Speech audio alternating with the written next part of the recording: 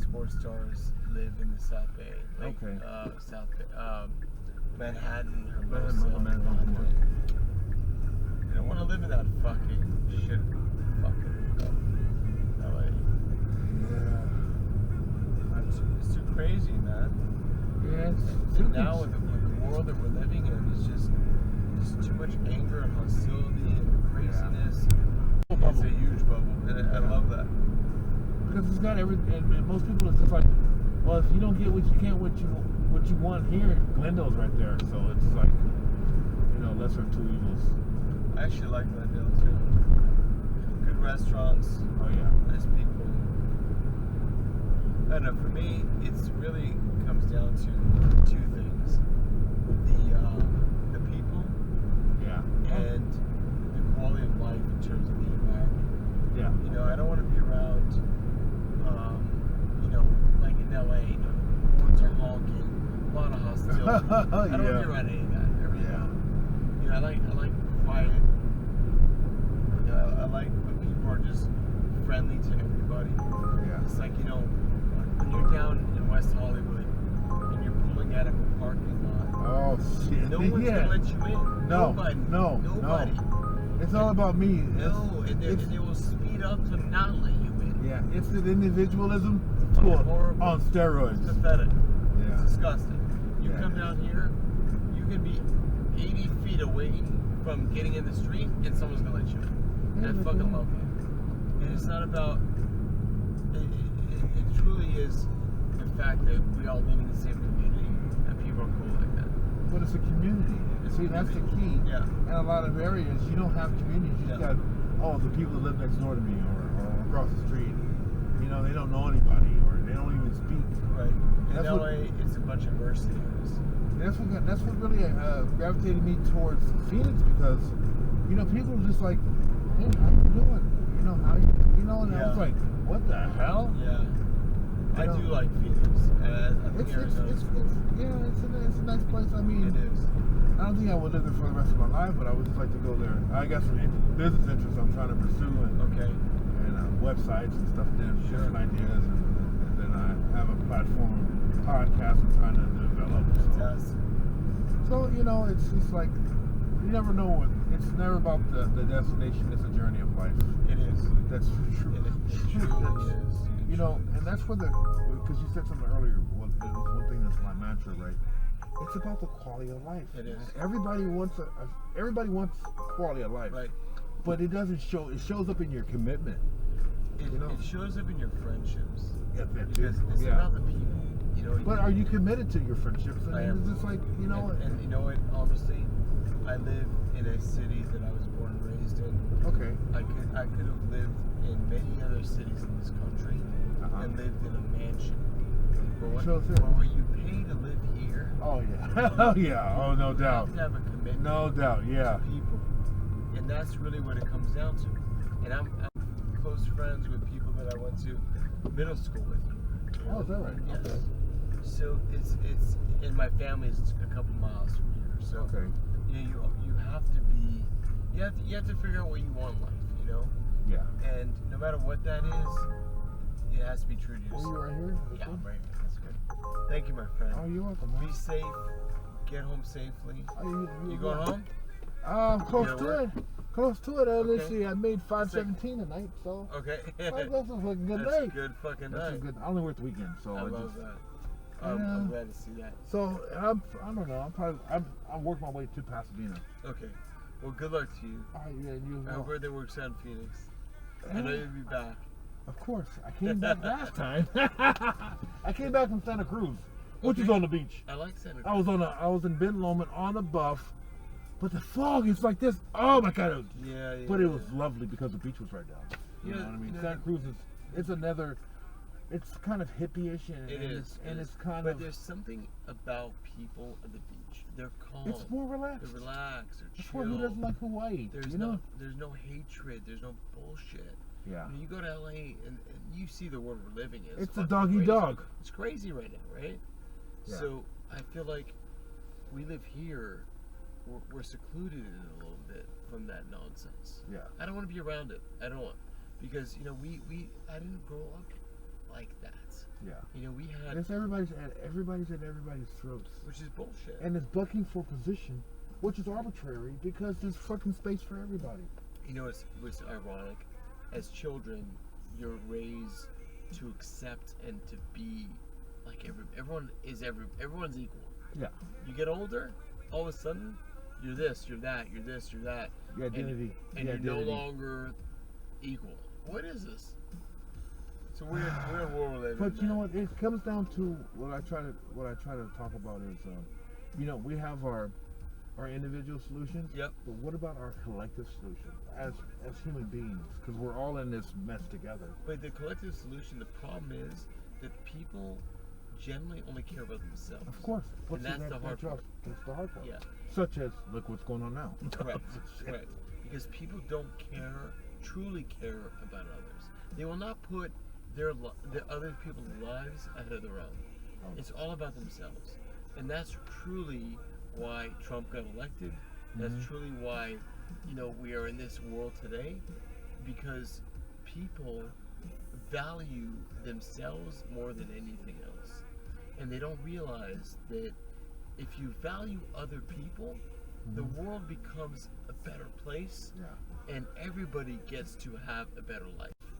It doesn't work that way when you're all about yourself. Yeah. Well, that's some real shit, because what I did when I did a podcast about a month ago, right? And I said something, and I said, because I've been sober, so when I go to, I want to like going to drug and alcohol treatment centers, right?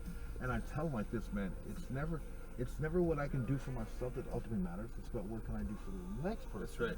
That's right. And you don't hear that, I haven't heard nobody else say that until you just said it right now. Right. Up until when I just said because that. Because that's true. And they don't get that life has to be bigger than yourself. Of course. They don't see it that way, because it's all about them. It's all about what they want, what they can get. It's not. This is not the world I was raised in. Man. Yeah. It really wasn't. I was raised with equality and peacefulness and people helping each other. I studied a lot of different philosophy classes. If you look at my high school photos, it truly was the United Nations of people. Yeah. From Asians, white, Hispanics, black, you name it, we were together. We never realized there was a difference. You become an adult, and all of a sudden, now you're different. Yeah.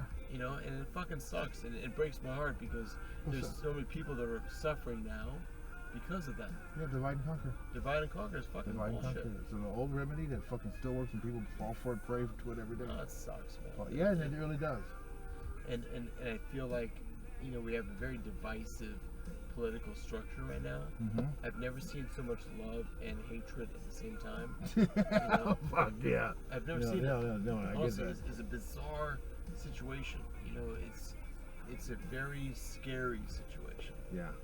I've never been more fearful of where the country's heading, because I've got 3 nephews and a niece that are between 10 and 20 years old, and this is the world they're going to see. This is the world they understand now.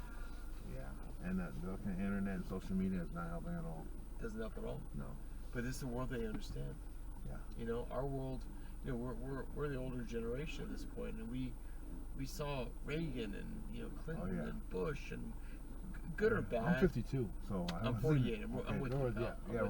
Yeah, So, yeah. And that was something the 80s fucked up shit. They're going to the Reaganomics. Yeah. Well, like these people or dislike them, at least they spoke properly. There was some decorum. Decorum, right? Of course. Great word, decorum. Yeah. They weren't hateful to anybody.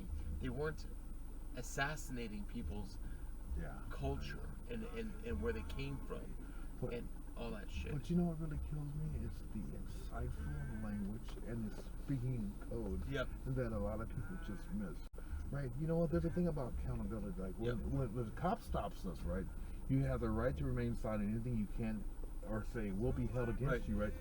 So anything that I utter out of my mouth, I should have some accountability or responsibility. Sure. If you heard somebody say something, oh, but he didn't mean that. I say, well, what? Yeah, I'm with you. What did he mean then? I'm with you.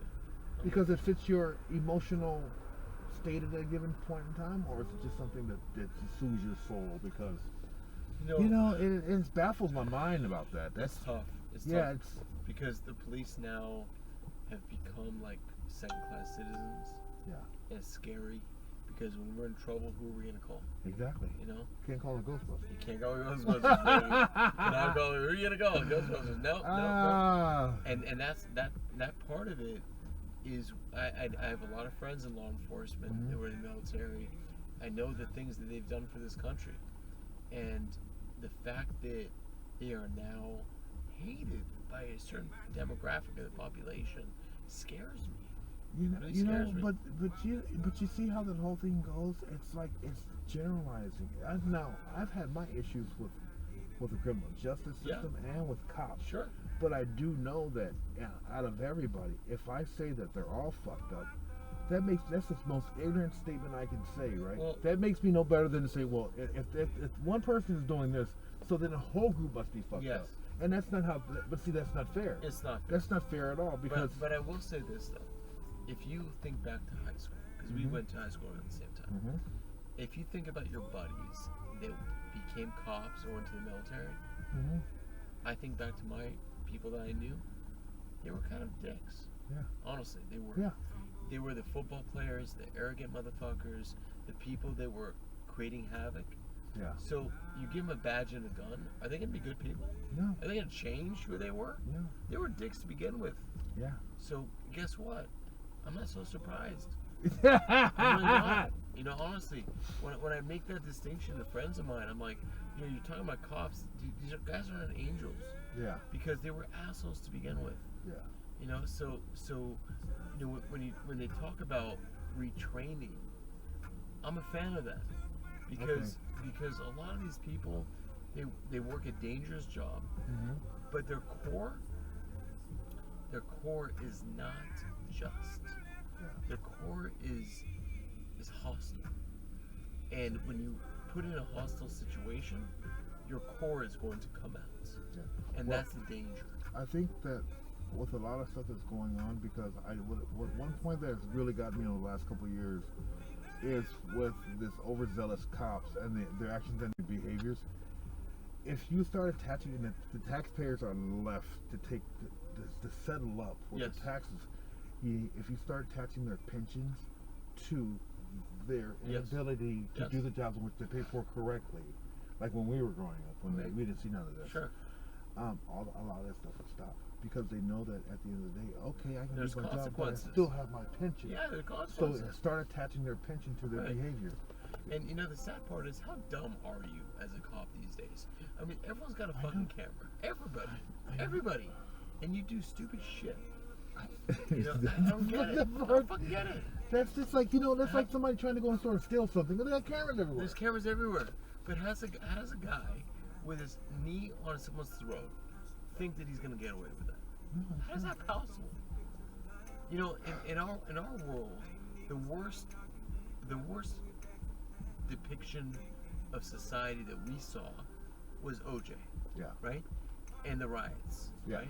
Okay. And innocent, guilty, whatever that is, it is. Yeah. But at least it wasn't caught on camera. Yeah, you know exactly. What I'm saying? So here you got cops. I don't care what demographic they are, but they're on fucking camera. How do you deny that? How do you pretend to be not that? How do you get away with that? This is not what you've seen. This was, and I mean, you're seeing it for the whole world to see. Everyone's seeing it. But this is not. Everyone's seeing it. But this is not how it really went down. You know, well, they'll come up with some bullshit. I know they will. Yeah, of course. But the people, actually what pisses me off the most, to be honest about it, not the guy that had his knee on his throat. Actually, I don't. The guy standing around. The guy standing around, the Asian fucking little guy, right? Yeah. That motherfucker had the opportunity to stop even it. say something. Say something. Be a fucking man. Yeah. You're a 5'5" piece of shit. That's cool. Yeah. That's cool. Because they're protecting, So you're just as guilty as he is. He's worse. You're culpable. I think he's worse. Yeah. Yeah. He's worse than that guy. Yeah. And that's really what I think that people are so fed up about. Because you've got people that are complicit in those behaviors, and they don't think there's anything wrong with it, and that's what's scary. But because it's typically, but it depends on who the victim is, and that's a sad case because I don't think, I just like to think that we're all human beings, we're interchangeable, we come from different parts of the world because but at the end of the day our parts are interchangeable. It's sort of like this racial shit that comes around. It's a political concept. It is. Construct that was created in the 17th century, right? But the reality is we're all victims of it. Because, I know. To a very lesser degree. We all are because here's the sad part. I have a lot of friends from every demographic, and I've never thought about it. I couldn't care less, honestly.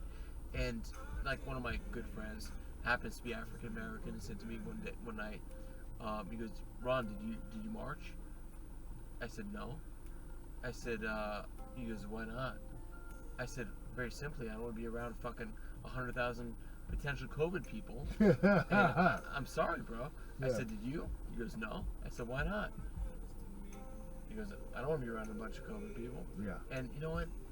I don't feel like I need to prove myself to nobody, to anybody, because and to all of a sudden embrace some kind of a political structure or some racial equality thing. If that's in your heart, that's in your heart. If you feel you gotta now tell the world that you are racially just, it's bullshit. But Ron, here we come with this paradigm shift to a fucking degree, right? Some of us live it. Yep. Some of us need to be seen doing it. Exactly. And see, that's the fucked up part, because I can be authentically me. Right. I don't have to try to recreate myself on one of these fucking things for the whole world. Right. And I don't have to see it because I live it. I feel like we all live it in a different way. Okay. I think, like, I'm Jewish, for example. Jews in this world are hated probably more than anybody else. Okay? Simple as that, right? I know the history. I know the history very well. You know the history, right? I know what it feels like. Obviously you know what it feels like. I feel like a lot of people know what it feels like. But because we know what it feels like, does that mean we've got to, like, now put it on other people they owe us something? No. They don't owe us anything. They're who they are. If they're good, they're not, they're racist, they're prejudiced, they're whatever they are, they are. All we can do is be good people and try to prove them wrong. That's all we can do. With all the bullshit I've been through in my life about whatever else, right? The only thing that it has done is I can't play the victim. I don't like playing the victim. Fuck that victim shit. There's enough. There's too many victims in the world. I agree. But it's the shit that happens to you that you did not create. Right. First and foremost, that you did not create. Right. Because I punched a cop before when I was drinking, but I created that. Yeah. But everything else, like getting chased by and getting called a nigger this and whatever, that just toughened me up to be the person I am today. Because my skin is not thin. Your skin doesn't define you. No, but I'm just saying. But so it's just like it's never what somebody else does to me. It's by how I perceive it and treat my own self as reported, and by playing the victim once again. We live in a fucking victim society. I'm with you. And they're just like, yeah, come over here and join the victimization of ourselves. Yeah. On social media. Yeah. More victimization. And more people who are going to validate that fucking victimization instead of coming to the solution, which I call my podcast, The Solution Seekers. Because everybody's seeking a solution. Yeah. Everybody's seeking a solution of some type, quality and value. Everybody wants the same thing, no matter where you're at in the world, or no matter where you come from, what you believe in, right? Yeah. You like to have a nice job, a 401k, maybe travel. You can raise your kids in a nice, wholesome environment and get an education for your kids. Everybody wants the same fucking shit, but it doesn't always show up. It doesn't always show up because everybody can't have that life. But you can have the life that you can at least tolerate if you're committed to it. Yeah. What are you? It's like people want you to be more committed to their life than what they are. Right. And I can only meet your commitment because I can't be, or sort of like, how am I going to try to convince you to do something that you've always wanted to do for your whole life? Right. What the? I might as well live your life then.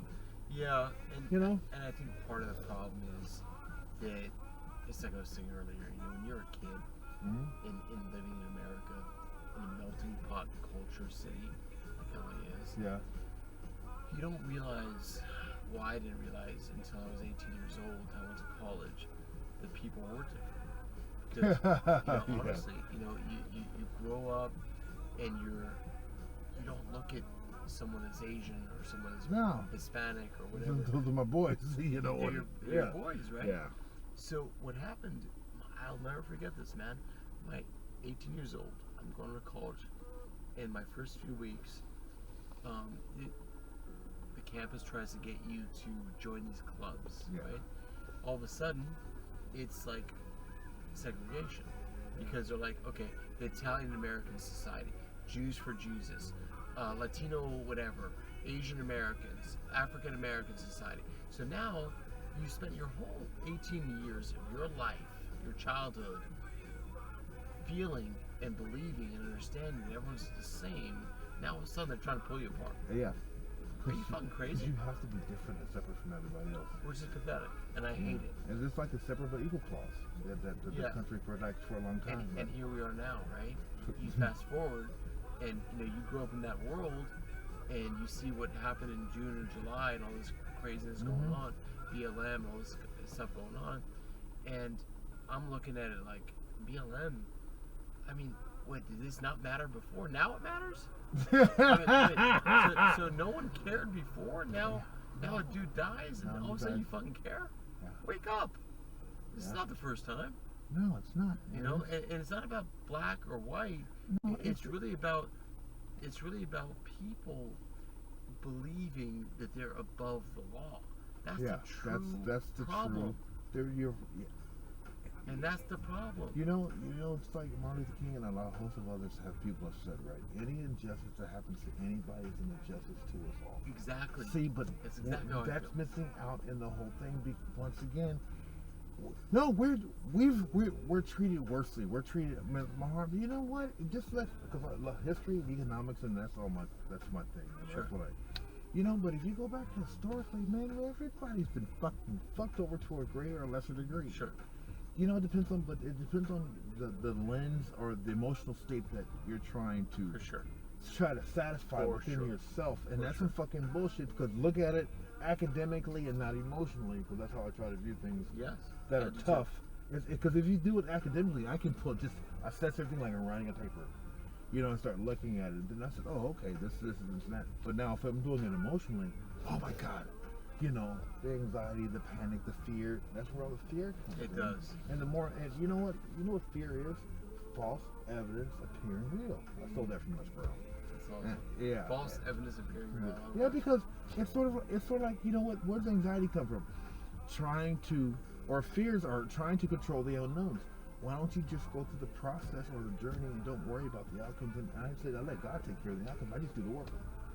That's all I can do. Because I think that most people don't have the confidence in themselves and in their understanding of society to feel powerful enough to where they understand their role in it. And I think that all of our roles in society should be to make other people feel better about themselves, elevate people. And people are constantly trying to push others down so they feel above. Yeah. And if you uplift people around you, I don't care who it is. Yeah. You're gonna create a better society. Yeah. But people are so fucking self-centered, and that's the problem with the president that we have, because it proliferates that mindset. Yeah. It allows people that are potentially a little self-centered to feel vindicated that they are self-centered, and empowered that they are self-centered, and allowed to be self-centered. That's the danger, and that's what people don't understand. They think, this guy's so great because he speaks his mind. He speaks his mind, but there's nothing there. There's nothing there. There's no credible thing. Nothing. It's all fucking fucking about lies. me. It's all about me. Once again, the individual. Narcissism, brother. Narcissism. And it's feeding it. Oh my god, this shit is fucking. I can't listen to it. Ron, here's my card. If you're in LA, you need a ride. Or someone. I'm always around, so I'm usually up. That's my business card. Awesome. One of my business cards. That's what I do. I used to do software consulting for Excel and Access Database. That's like my hobby. That's great. Yeah. So Sober coaching, accountability coaching. Yeah. So Kelly, it's been a pleasure, my man. Yeah, likewise, man. Seriously. I'm headed home, man. I'm tired. Go home. I got a long ride. Get I got some a long pills, ride. safe. Got a long ride. Thank you for everything, huh? Yeah, no, Good nice talk. conversation, man. I Yeah, love you this. too. See, this, you know what? This is one of the shit things. Even though I'm making money and get to have these conversations, I get to meet people like with the ladies, right, when we're driving down here, and I sit there and do some fucking great people in this world, but you never get a chance to have a fucking open, candid conversation. You know, these days though, Kelly, I tell you, everyone's afraid of talking. You know, everyone's afraid of, you know, and here's the thing, people say, you would understand. The reality, oh my God! But the reality is, no one really understands because you don't walk in those shoes. You know what I'm saying? I don't understand what your life is like. But you don't understand what my life is like. I don't understand what that girl's life is like. You know, we don't. None of us do.